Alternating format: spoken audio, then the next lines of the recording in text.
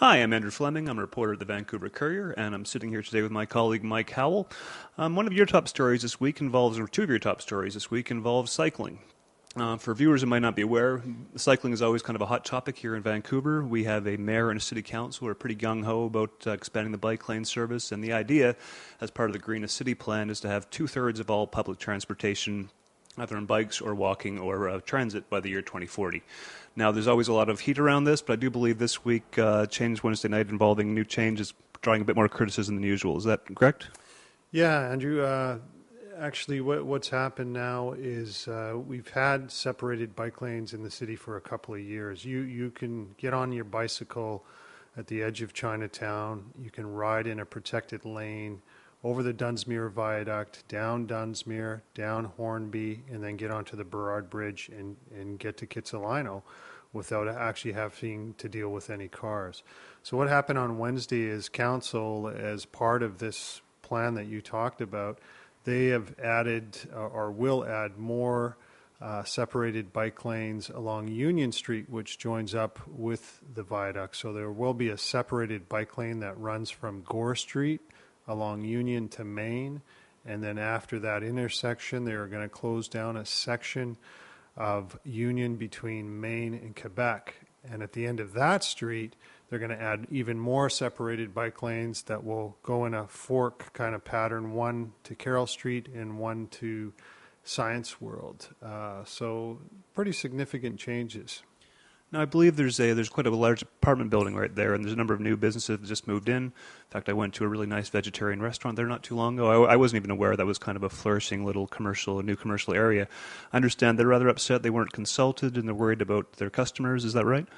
Yeah, I was at council on Wednesday when council decided on this new system down there, this new bike network.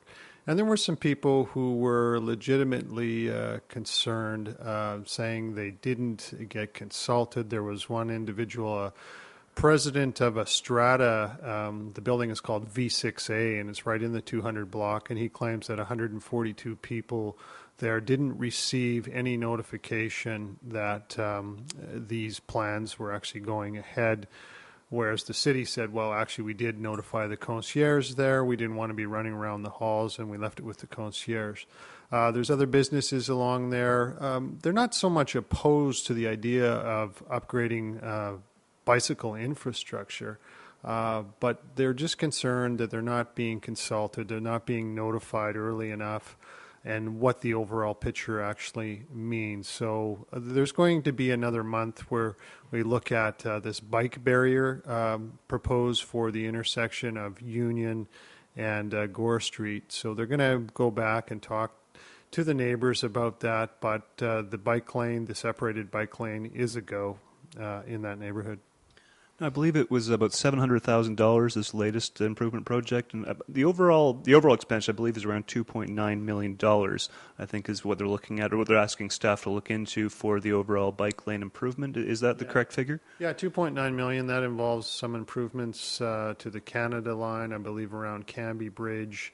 The other improvements haven't been controversial at all. In fact, I don't recall any speakers showing up at City Hall to say whether they supported or rejected this idea. So when you talk about separated bike lanes and they run in front of businesses, that's what gets people upset. And you know, there are a lot of people who support this, because keep in mind, the city stats show that 4,000 cyclists per day use that stretch of Union. That's in the summertime, not on a rainy day like today. And another 5,000 cars use that stretch. So you can imagine 4,000 bikes mixing with 5,000 cars.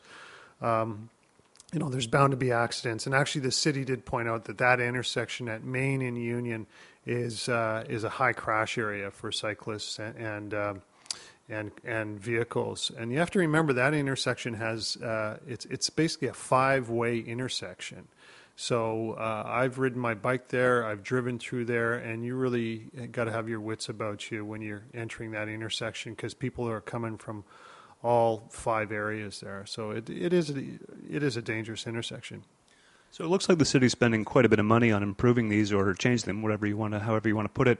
It also turns out apparently that one of the sources of revenue that might help with this sort of thing would be if people were paying their bike helmet tickets. A lot of people are receiving their tickets for not wearing their helmets, but it turns out people aren't actually paying these tickets. Is that what can you tell me about that? Yeah. Well, a couple of weeks back, I got some information from the Vancouver Police Department, and it showed that last year they had actually issued 1,787 tickets to people in the city of Vancouver for not wearing a helmet. A small portion of that were to parents for allowing their children to ride a bicycle without a helmet. But the vast majority, I'd say 95%, were for people not wearing a helmet. So then it begs the question, okay, well, a $29 fine, are people actually paying this? So I phoned up ICBC and I gave them a few days to crunch some numbers for me for just Vancouver. And they came back with some quite alarming statistics that over the past 5 years, of the 13,000 or so tickets that were issued, about 1,100 people actually paid the fine. So the vast majority of people did not pay their $29 fine. And if you do the math, it's somewhere around $320,000 of unpaid fines, and nobody seems to be doing anything about it. Okay, well, look, Michael, I know you're a busy man today. You've got some stories on the go right now. I appreciate you taking the time, and all right, I'm sure the story will keep on going. Thanks. Yeah, thank you.